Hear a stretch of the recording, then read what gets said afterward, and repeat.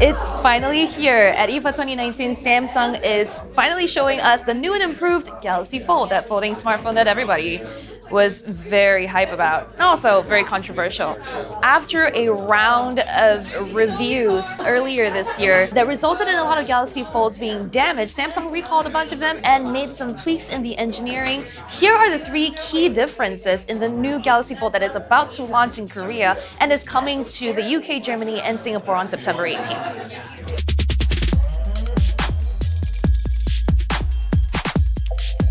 First of all, there is a new cap built into the hinge now to close up any gaps that were previously allowing dust to get into the mechanism.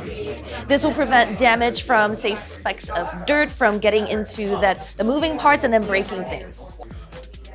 With the earlier round of Galaxy Fold devices, people mistook the polymer protective layer for a screen protector, and that's why they were kind of peeling it off because it wasn't really lined up to the edges of the display. So this time, Samsung is trying to remove that confusion and make that peeling more difficult by extending the polymer protective layer under the bezels, so this way you can't get your fingernails at it. The screen's also been reinforced with an extra metal layer so that it can be more durable.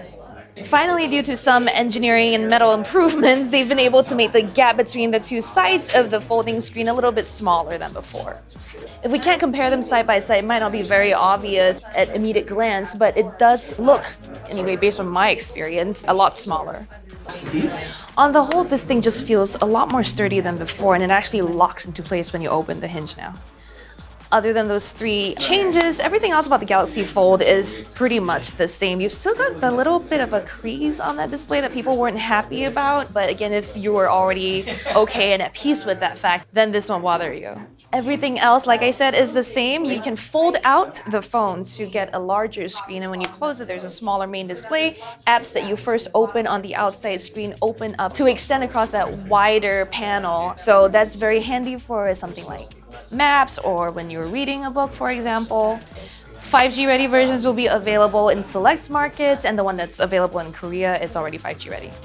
You can already pre-order the Galaxy Fold if this is the foldable phone you want. But if you want a different orientation or a different permutation on the second screen phone, remember Huawei's Mate X is expected to be unveiled very soon. It's got an outside folding screen that folds backwards compared to the Samsung version, so it might be liable to more damage, but we haven't really had a chance to test it out fully just yet, so we'll have to wait. We also saw leaks that LG is working on a dual screen smartphone as well, but with what looks like a hinge mechanism, not a folding screen. So maybe that's what you should be holding out for if you want a DS-like smartphone.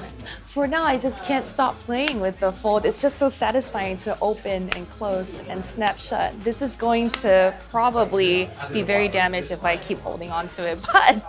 But to see how these three new changes really impact the durability of the Galaxy Fold, we'd really have to test it in a full review. So for that and for more out of IFA 2019, stay tuned to Engadget.com.